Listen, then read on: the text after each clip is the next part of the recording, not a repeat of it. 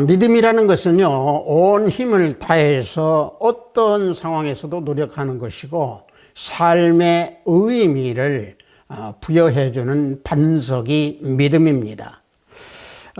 그래서 믿음이야말로 선을 행할 수 있는 주춧돌이 되는 것이고, 그래서 남들이 뭐라고 하든 지혜로운 우리 십자가 또 예수 그리스도를 믿는 그 믿음을 지녀야 줄로 믿습니다. 우리 성령에 맞추어 예배를 드리기로 하겠습니다. 찬송하리로다. 하나님 곧 우리 주 예수 그리스도의 아버지께서 그리스도 안에서 하늘에 속한 모든 신령한 복을 우리에게 주시되 곧 창세전에 그리스도 안에서 우리를 택하사 우리로 사랑 안에서 그 앞에 거룩하고 흠이 없게 하시려고 그 기쁘신 뜻대로 우리를 예정하사 예수 그리스도로 말미암아 자기의 아들들이 되게 하셨으니 이는 그가 사랑하는 자 안에서 우리에게 거저 주시는 바 그 은혜의 영광을 찬송하게 하려는 것이라.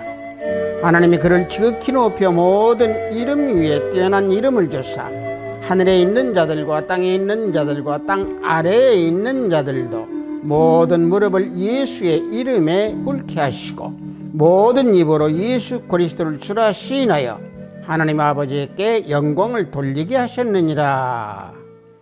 아멘. 우리 모두 다 찬양으로 하나님께 영광 올려드리겠습니다. 새 찬송 287장, 통합 찬송은 208장입니다. 예수 앞에 나오면 우리 다 함께 찬양으로 하나님께 영광 올려드리겠습니다.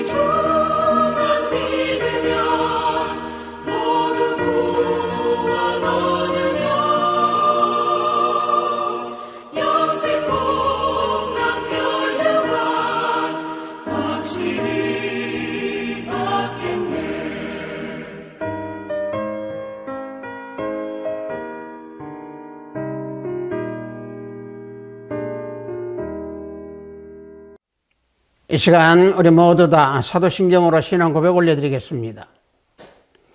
전능하사 천지를 만드신 하나님 아버지를 내가 믿사오며 그의 아들 우리 주 예수 그리스도를 믿사오니 이는 성령으로 잉태하사 동정녀 마리아에게 나시고 본디오 빌라도에게 고난을 받으사 십자가에 못 박혀 죽으시고 장사한 지 사흘 만에 죽은 자 가운데서 다시 살아나시며 하늘에 오르사 전능하신 하나님 우편에 앉아 계시다가 저리로서 산자와 죽은 자를 심판하러 오시리라. 성령을 믿사오며 거룩한 공회와 성도가 서로 교통하는 것과 죄를 사하여 주시는 것과 몸이 다시 사는 것과 영원히 사는 것을 믿사옵나이다. 아멘. 우리 모두 다 찬양합니다. 393장, 통합천성은 447장입니다. 오 신실하신 주, 우리 다 함께 찬양합니다.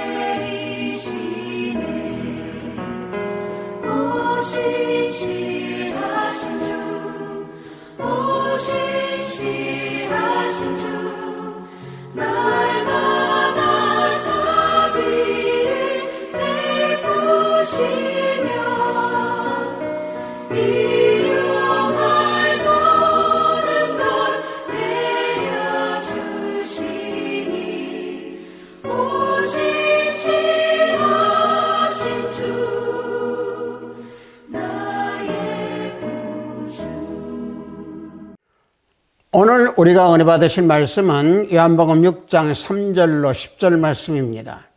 요한복음 6장 3절로 10절 말씀입니다. 신약 앞부분 복음서에 있습니다. 요한복음 6장 3절로 10절 말씀입니다. 다 찾으신 줄 알고 제가 봉독해 드립니다. 예수께서 산에 오르사 제자들과 함께 거기 앉으시니 마침 유대인의 명절인 유월절이 가까운지라 예수께서 눈을 들어 큰 무리가 자기에게로 오는 것을 보시고 빌립에게 이르시되 우리가 어디서 떡을 사서 이 사람을 먹이겠느냐 하시니 이렇게 말씀하시면 친히 어떻게 하실지를 아시고 빌립을 시험하고자 하심이라. 빌립이 대답하되 각 사람으로 조금씩 받게 할지라도 200데나리온의 떡이 부족하리이다. 제자 중 하나 곧 시몬 베드로의 형제 안드레가 예수께 여짜오되 여기 한 아이가 있어 보리떡 5개와 물고기 2마리를 가지고 있나이다. 그러나 그것이 이 많은 사람에게 얼마나 되겠사옵나이까? 예수께서 이르시되 이 사람들로 앉게 하라 하시니 그곳에 잔디가 많은지라 사람이 앉으니 수가 5,000명쯤 되더라. 아멘.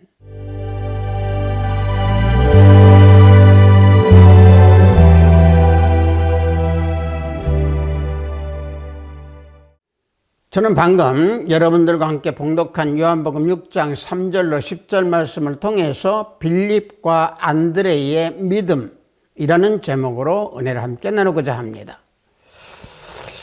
사람이 어떤 현상이나 물건을 파악하는 데 가장 중요한 역할을 하는 것이 눈입니다. 그 눈으로 바라볼 때에 나타나는 것을 감지해서 알게 되는 것을 시각이라고 우리는 부르고 또 시각이라고 말하고 있습니다. 즉 다시 말하면 사물이나 현상을 바라보거나 하는 이런 파악하는 자세, 영어로는요 뷰 포인트, 다시 말하면 관점이라고 합니다. 따라서 올바른 관점을 지니는 믿음이 필요합니다. 오늘 우리가 봉독한 내용은요, 예수님께서 오병이어 기적으로 많은 사람들을 먹이신 사건을 행하시기 바로 직전의 상황입니다. 그래서 예수님께서는 빌립에게 문제를 물어보셨는데 그것은 빌립의 신앙을 시험하기 위해서였습니다. 본문 요한복음 6장 5절로 7절 말씀을 보면은 빌립에게 이르시되 우리가 어디서 떡을 사서 이 사람들을 먹이겠느냐 하시니, 이렇게 말씀하시면 친히 어떻게 하실지를 아시고 빌립을 시험하고자 하심이라. 빌립이 대답하되 각 사람으로 조금씩 받게 할지라도 200데나리온의 떡이 부족하리이다 라고 예수님께서는 이와 같이 빌립을 시험하신 겁니다. 빌립의 답변은 우리 모두의 답변을 대변해주고 있는 상황입니다. 빌립은 자기 자신이 할 수 있는 것만을 생각해 보고 또 그 생각 속에서 자기 앞에 놓인 문제만을 바라보는 그런 시각이었고 그런 눈이었습니다. 빌립은 각 사람들이 조금씩 받을 때에 그 경비를 재빨리 계산을 하고 200데나리온의 떡도 부족할 것이다 라고 생각을 한 겁니다. 하지만 예수님께서는 이미 많은 무리들을 먹이실 계획과 계책을 생각하고 계셨던 겁니다. 그리고 예수님께서는 이러한 모든 것을 말씀하신 것은 제자들에게 생명의 떡에 대한 가르침을 주시기 위한, 또 생명의 떡에 대한 그 기초, 이런 것을 쌓도록 하시기 위함이었습니다. 예수님은 그래서 언제나 육신에 먹는 문제보다는 영적인 문제, 곧 다시 말하면 제자들의 신앙 교육을 중요하게 생각하셨던 겁니다. 안드레는 어떠했습니까? 안드레는요, 보리떡과 생선을 가져온 소년을 발견한 겁니다. 물론 안드레도 소년이 가지고 온 떡과 또 생선이 적은 양이 그 음식이었기 때문에 무슨 도움이 되겠는가라고 하는 생각을 했습니다. 왜냐하면요, 소년이 가지고 온 물고기는 아주 작은 물고기였기 때문에 그렇습니다.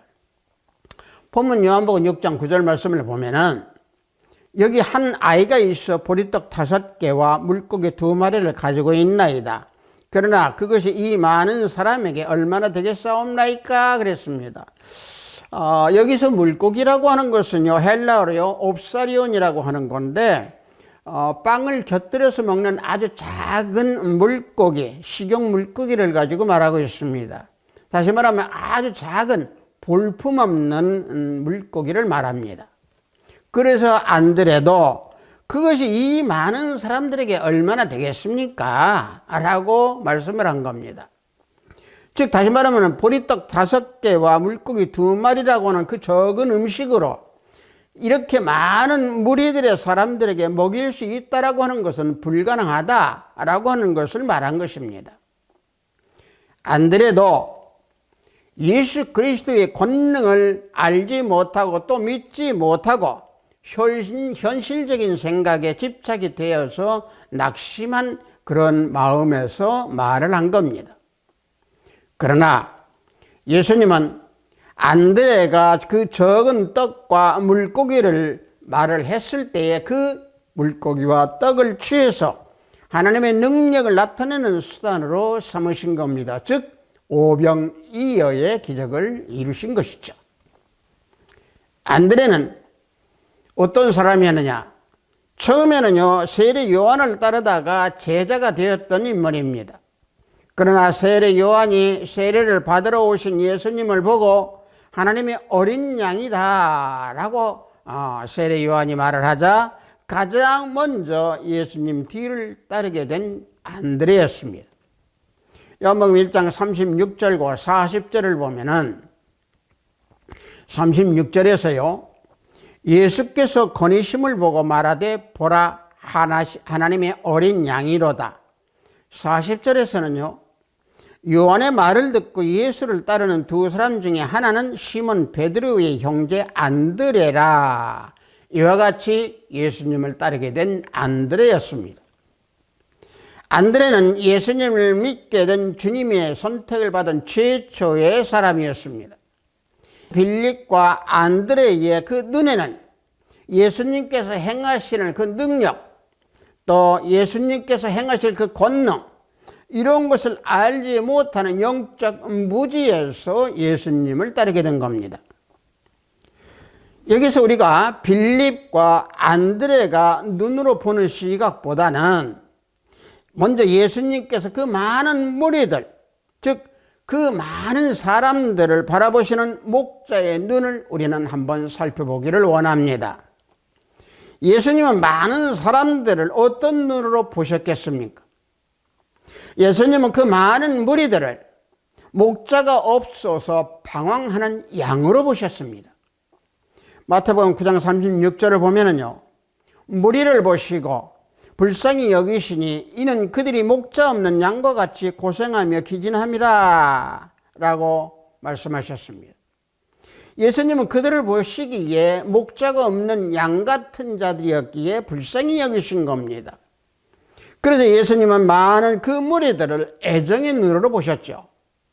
애정의 눈으로 볼 때에는 목자의 시선, 목자의 마음, 목자의 눈으로 보게 되는 것입니다.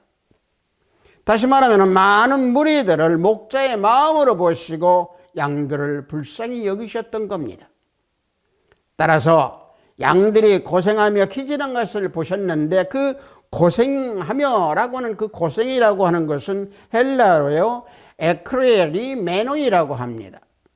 이것은요, 스킬로라고 하는 건데 가죽을 벗기고 칼로 쓰는 것을 가지고 말하는데, 다시 말하면 이것은 극심한 어떤 고통이나 걱정 또는 약탈이나 탈진된 상태로 괴로운 상태, 괴로운 그러한 모습을 말하는 단어가 여기에서 말하는 고생이라고 하는 걸로 쓰여졌습니다. 이 고생이라고 하는 단어는 주로 종교적인 의미로 올바른 지도를 해야 할 그 지도자들이 오히려 그 백성들을 괴롭히고 학대하고 심지어 천국 입성을 방해하는 그런 것을 성경에서는 고생하며 라고 하는 단어를 썼던 겁니다. 마태복음 23장 13절 말씀을 보면은 화 있을 전저 의식하는 서기관들과 바리새인들이여, 너희는 천국문을 사람들 앞에서 닫고 너희도 들어가지 않고 들어가려 하는 자도 들어가지 못하게 하는도다. 이와 같이 그들 바리새인들이나 서기관들은 천국문을 닫아버리는 그런 행위를 했던 겁니다. 그래서 고생이라고 하는 단어를 쓰게 되는 겁니다. 또 백성들이 바리새인들의 그 종교의식이나 교리 등에 의해서 무거운 짐을 매게 하고 그 무거운 짐을 맨 그 고통이 있었음을 고생한다, 또 고생한다, 고생하며 라고 표현합니다. 이러한 고난과 고통을 겪는 그 백성들을 예수님께서는 목자의 눈으로 보시면서 그 백성들의 그 슬픔을 보고 아셨던 겁니다. 따라서 당시에 이러한 상황에서 예수님은 38년 된 병자를 고쳐주시는 사랑을 보이신 겁니다. 이기적이고 메마른 그 세상에서 예수님의 따뜻한 그 목자의 사랑을 보여주신 겁니다. 요한복음 5장 5절과 8절 9절 말씀을 보면은 거기 38회 된 병자가 있더라. 예수께서 이르시되 일어나 내 자리를 들고 걸어가라 하시니 그 사람이 곧 나와서 자리를 들고 걸어가니라 그랬습니다. 자, 이와 같이 예수님은 목자의 사랑은 그들에게 병자에게 보여주셨고 또 빌립을 통해서 나타내시고 또 모든 사람들에게 사랑을 베풀어 주신 겁니다. 그래서 주님께서는 나는 선한 목자라고 말씀을 하시는 겁니다. 요한복음 10장 11절 말씀을 보면은 나는 선한 목자라. 선한 목자는 양들을 위하여 목숨을 버리거니와 그랬습니다. 선한 목자에 대해서는 구약에서도 많이 예언을 하고 있습니다. 역대상 11절 2절이나 시편 23편 전편이나 이사야서 40장 11절 또 에스겔서 34장 23절 또 스가랴서 11장 등등 많은 곳에서 선한 목자에 대한 예언을 하고 있습니다. 방금 제가 말씀드린 역대상이나 시편이나 이사야나 에스겔 스가랴 같은 이런 구절들을 보면은 그 구절 속에서 어떤 말씀이 나옵니까? 여호와 자신이 바로 하나님의 백성의 선한 목자라고 했던 그 말씀입니다. 그 말씀은 예수 그리스도께서 이 세상에 오실 때의 그 예언들은 다 성취가 되었던 겁니다. 역대상 11장 2절 말씀 한 구절만 보면은요, 하나님 여호와께서도 왕에게 말씀하시기를 네가 내 백성 이스라엘 목자가 되며 내 백성 이스라엘의 주권자가 되리라 그랬습니다. 자, 이와 같이 선한 목자는 양을 위해서 목숨을 버린다라고 하셨습니다. 자, 양을 위해서 목숨을 버린다라고는 그런 뜻은 무엇이겠습니까? 그것은요, 양을 위해서 자신의 목숨을 대속물로 주시겠다라고 하는 의미이고 뜻입니다. 양들을 위해서 대신 목숨을 내어 주시겠다라고 하는 거죠.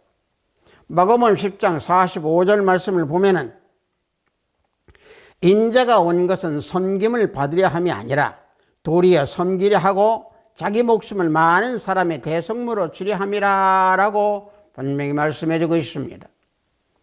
그래서 예수 그리스도의 전 생애를 통해서 볼 때에 우리 예수님은 철저히 섬기는 삶을 살으셨습니다. 마지막까지 그 순간까지도 생명까지 바치셔서 우리 인류를 섬기시고 모든 사람들을 섬기면서 구속하셨던 겁니다. 따라서 예수님께서 방금 전에 말씀하신 그 말씀은 이사야서 53장 10절 말씀을 염두에 두고 하셨을 겁니다. 이사야서 53장 10절 말씀을 보면은 여호와께서 그에게 상함을 받게 하시기를 원하사 질고를 당하게 하셨은즉 그의 영혼을 속건제물로 드리기에 이르면 그가 씨를 보게 되며 그의 날은 길 것이요 또 그의 손으로 여호와께서 기뻐하시는 뜻을 성취하리로다 그랬습니다. 자, 성도 여러분, 예수님이 자신을 목자로 말씀하신 것은요, 하나님의 백성들을 돌보시고 하나님의 백성들을 보호하시면서 말씀의 꼴을 먹이시기 위함이셨습니다. 그것이 예수님이 백성들을 사랑하는 무조건적인 아가페 사랑의 최고의 절정이었습니다. 성경에서 말씀하시는 이 아가페 사랑은 하나님으로부터 시작되는 사랑입니다. 즉 다시 말하면 사랑의 시작이 내가 아니고 하나님부터 우리를 사랑해 주셨다라고 하는 사실입니다.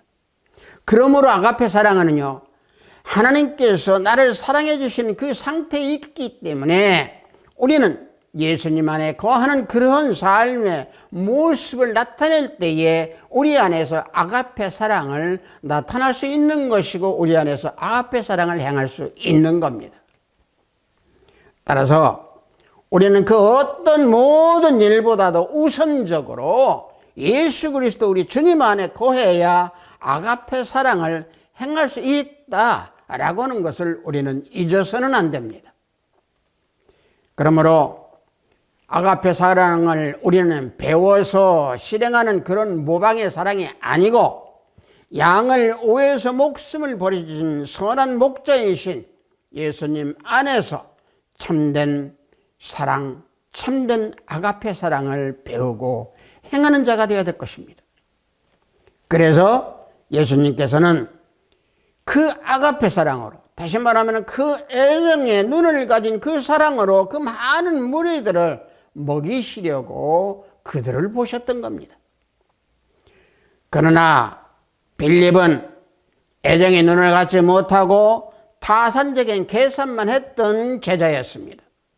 요한복음 6장 7절 본문 말씀을 다시 한번 보면은 빌립이 대답하되 각 사람으로 조금씩 받게 할지라도 200데나리온의 떡이 부족하리다 그랬습니다. 당시 화폐로 이 데나리온은요, 노동자 한 사람의 하루 품삯이었다고 합니다. 그 한 데나리온이 그의 그 가치를 볼 때에 200데나리온이라고 하면은 굉장히 큰 돈이었습니다. 이때 빌립은 건전한 이해력은 있었지만은 믿음이 없었던 상태였기에 200데나리온의 떡으로 부족할 것입니다 라고 말을 한 겁니다. 일찍이 빌립은 예수님이 행했던 그 이적을 보았고 또 그 이적을 보았음에도 불구하고 빌립은 신앙적이지 못하고 믿음이 없었던 그런 모습이기에 깊은 생각을 못했던 빌립이었습니다. 빌립은 주님의 제자가 되었지만은 신앙의 중심이라기보다는 또 신앙 속에서 살아가는 사람이라기보다는 이성 중심이고 지식 중심이었던 사람이었습니다. 그런 신앙관이 빌립의 그 마음에 깔려 있었기 때문에 예수님이 잠깐 후에 하나님께로 가신다라고는 그런 말씀, 다시 말하면 예수님께서 그 죽음과 부활 그리고 승천에 대한 그런 말씀, 다시 말하면 내가 간다라고 하는 말씀을 듣고도 하나님을 보여달라고 요청했던 게 빌립입니다. 요한복음 14장 8절 말씀을 보면은 빌립이 이르되 주여 아버지를 우리에게 보여주옵소서 그리하면 족하겠나이다. 다시 말하면 빌립은요, 하나님을 보고 싶어하는 그 의미가 또 그 뜻이 무엇인지 보아야만이 믿을 수 있는 그런 연약한 또 어리석은 그런 마음이었기 때문에 그렇습니다. 따라서 예수님께서는 하나님을 보여달라고 하는 그 빌립의 그 질문, 그 빌립의 말에 대해서 예수님께서는 당신이 하나님과 일체가 된다라고 하는 것을 알려주셨던 겁니다. 요한복음 14장 9절에서 10절 말씀을 보면은 예수께서 이르시되 빌립아 내가 이렇게 오래 너희와 함께 있으되 내가 나를 알지 못하느냐? 나를 본 자는 아버지를 보았거늘 어찌하여 아버지를 보이라 하느냐? 내가 아버지 안에 거하고 아버지는 내 안에 계신 것을 내가 믿지 아니하느냐? 내가 너희에게 이르는 말은 스스로 하는 것이 아니라 아버지께서 내 안에 계셔서 그 일을 하시는 것이라. 빌립에게 예수님은 이와 같이 알려주고 있습니다. 이와 같이 가르쳐 주신 후에 빌립에게 예수님은 또 뭐라고 하십니까? 보혜사 성령을 받을 준비를 하라 라고 말씀하십니다. 요한복음 14장 16절에서 17절 말씀을 보면은 내가 아버지께 구하겠으니 그가 또 다른 보혜사를 너희에게 주사 영원토록 너희와 함께 있게 하리니 그는 진리의 영이라. 세상은 능히 그를 받지 못하나니 이는 그를 보지도 못하고 알지도 못함이라. 그러나 너희는 그를 아나니 그는 너희와 함께 거하심이요 또 너희 속에 계시겠음이라. 예수님께서 성령 하나님께 대해서 이와 같이 빌립에게 알려주고 있습니다. 참된 믿음은요, 성령을 받고 그 성령의 세미한 음성에 순종하고 세미한 음성을 듣고 겸손한 마음으로 따를 때에 모든 것이 가능해질 수 있다라고 하는 교훈입니다. 왜냐? 성령 하나님은요, 하나님의 비밀 모든 것을 알고 계시는 분이시고, 또 지혜의 원천이신 성령 하나님은 모든 것을 가르쳐 주시는 지혜의 영이시기 때문에 그렇습니다. 요한복음 14장 26절 말씀을 보면은 보혜사 곧 아버지께서 내 이름으로 보내실 성령, 그가 너희에게 모든 것을 가르치고 내가 너희에게 말한 모든 것을 생각나게 하리라. 예수님께서 이와 같이 알려줬습니다. 그래서 주님께서 부활 소식을 전하는 제자들에게 와보지 않고는 믿지 못하겠노라. 도마를 향해서 주님은 보지 않고 믿는 것이 더욱 복되다 라고 교훈의 말씀을 하십니다. 요한복음 20장 27절에서 29절 말씀을 보면은 도마에게 이르시되 내 손가락으로 이리 내밀어 내 손을 보고 내 손을 내밀어 내 옆구리에 넣어보라. 그리하여 믿음이 없는 자가 되지 말고 믿는 자가 되라. 도마가 대답하여 이르되 나의 주님이시오 나의 하나님이시니이다. 예수께서 이르시되 너는 나를 본고로 믿느냐? 보지 못하고 믿는 자들은 복되도다 하시니라. 자, 보고 믿지 않는 자들, 보지 못하고 믿는 자들, 이분들은 또 이런 사람들은 복된 사람들입니다. 도마와 같은 이런 모습은, 또 도마와 같은 이런 생각을 가진 사람들은 초보적인 사람들이고 어린 나이에 신앙 상태에서 벗어나지 못하는 아주 연약한 그러한 믿음을 지닌 사람들입니다. 따라서 참된 그리스도인들, 또 장성한 그리스도인이라고 하면은 성경의 깊은 진리 또는 깊은 뜻, 또 신령한 뜻을 찾는, 또 그 속에서 거하는 성숙한 자가 되는 줄 믿습니다. 또 안드레는 신중한 성격을 가진 자였습니다. 안드레는 사람을 주님께 소개하는 일을 너무도 잘해서 전달자 또는 소개자라는 별명이 붙어 있었습니다. 안드레는 그래서 기쁨에 찬 그 마음과 입술을 가지고 메시아를 만났으니 와서 보라 라고 외친 안드레였습니다. 그래서 요한까지 주님께 데려오는 역사를 이루는 안드레였습니다. 요한복음 1장 41절을 보면은 그가 먼저 자기 형제 시몬을 찾아 말하되 우리가 메시아를 만났다 라고 이와 같이 증거해 주고 있습니다. 또 안드레는요, 예수님께서 십자가에 달리기 그 직전에 헬라인이 예수님을 만나고 싶다고 찾아왔을 때에 만나도록 주선했던 폭넓은 제자였습니다. 요한복음 12장 20절에서 23절 말씀을 보면은 명절에 예배하러 올라온 사람 중에 헬라인 몇이 있는데 저희가 갈릴리 벳세다 사람 빌립에게 가서 청하여 이르되 선생이여 우리가 예수를 배우고자 하나이다 하니 빌립이 안드레에게 가서 말하고 안드레와 빌립이 예수께 가서 여짜온데 예수께서 대답하여 가라사대 인자의 영광을 얻을 때가 왔도다. 자, 이와 같이 빌립과 안드레가 예수님을 만날 수 있도록 했습니다. 안드레는 예수님께서 어떤 분인가를 알고 있었습니다. 다시 말하면 세상을 구할 구주이시고 복음이 온 인류를 위한 말씀인 것을 또 알고 진리를 깨달았을 때에 다른 사람들도 그와 같이 되기를 원했던 게 안드레였습니다. 그래서 안드레는 죽기까지 열심히 전도를 하고 복음 전파하는 데서 기쁨을 찾는 그 기쁨으로 살았던 안드레였습니다. 이같이 열심을 지녔던 안드레는 항상 첫 번째 자리가 아닌 둘째 자리에 만족하였던 안드레였습니다.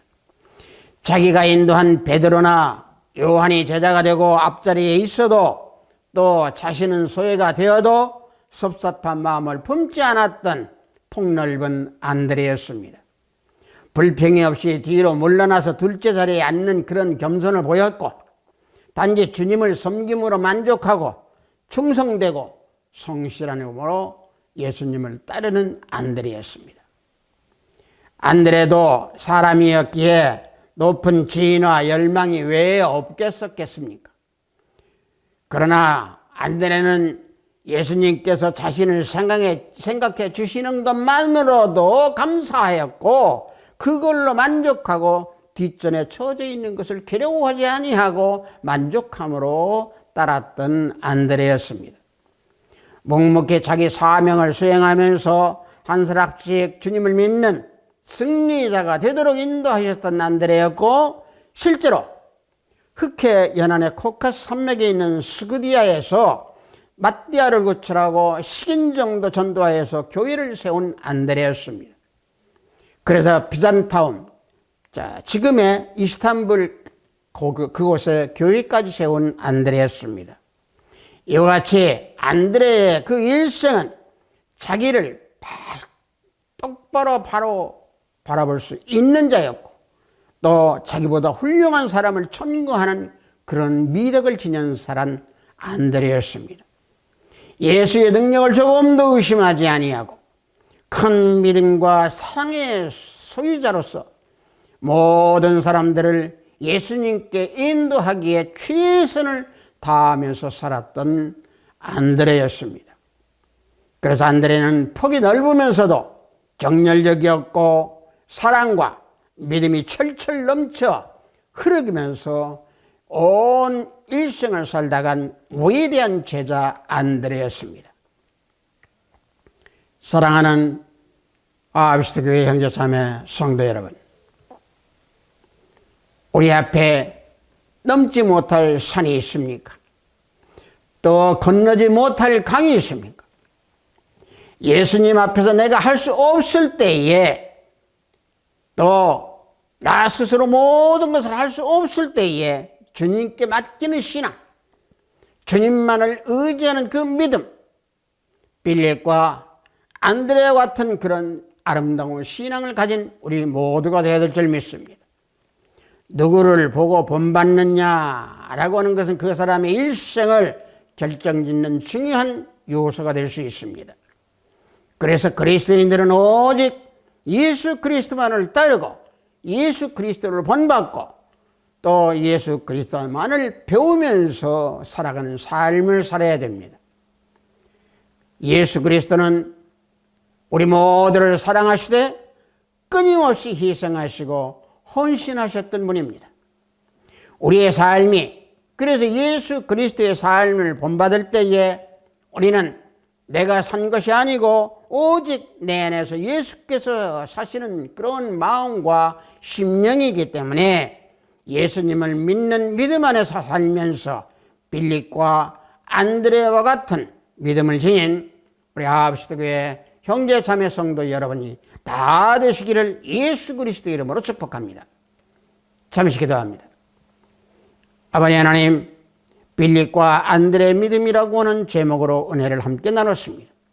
어떤 고난과 어떤 상황과 어떤 힘든 일이 있다 할지라도 빌립과 안드레와 같은 믿음을 지닐 수 있게 하시고 믿음이 흔들리지 아니하고 오직 예수님 안에서 믿음으로 굳게 서 있을 수 있는 우리 아비스트교회 형제자매 모두가 되기를 원합니다. 이 시대는 아버지 하나님 흑암이 가득한 시대이 오직 우리 모든 성도들을 붙잡아 주시고, 이 시대에는 악이 득실거리고 어둠이 짙은 시대입니다. 아버지 하나님, 이때일수록에 믿음을 더욱더 굳게 지키는 우리 아비스트교회 형제자매 성도 모두가 되기를 성령 하나님 굳게 붙들어 주시옵기를 원합니다. 예수 그리스도 이름으로 기도하옵나이다. 아멘.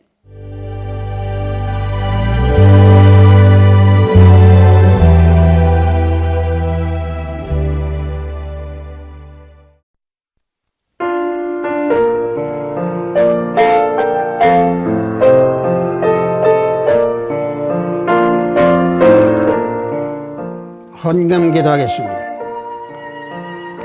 빌립과 안드레의 삶에서 믿음을 찾아 온전히 예수 그리스도의 모습을 닮으라고 하신 하나님 아버지, 말씀으로 영상 예배를 드리도록 허락하시니 감사 찬양을 올려드리나이다.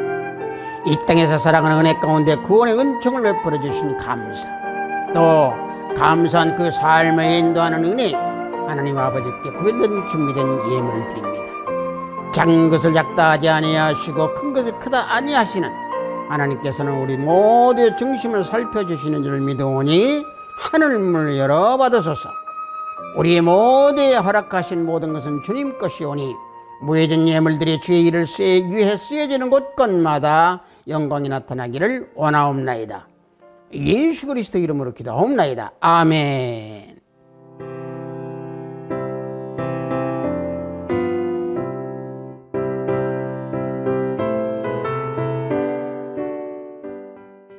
우리가 흔히 믿음이라고 하는 그런 말은 많이 합니다. 그러나 우리가 성경 속에서 우리가 위대한 인물, 또 성경 속에서 우리가 바라보는 그 인물, 특히 밀립과 안드레의 그 믿음에서 우리는 더욱더 현실 생활에서 믿음을 굳게 지키는 우리 모두가 되는 삶을 살아야 될 줄 믿습니다. 축도에 맞춰 모두 예배를 마치도록 하겠습니다. 우리 주 예수 그리스도의 은혜와 하나님의 지극하고 만극하신 사랑과 성령님의 감화운동 충만 역사 내주 하심이 빌립과 안드레와 같은 믿음을 갖기 원하는 우리 하비스트교회 형제자매성도들이 오예, 영상 예배를 드리는 형제자매성도들이 오예, 저들의 가정과 직장과 사업장 오예, 우리 하비스트교회 위에 이 나라 이민족 위에 지금부터 영원토록 함께 있을지어다. 아멘.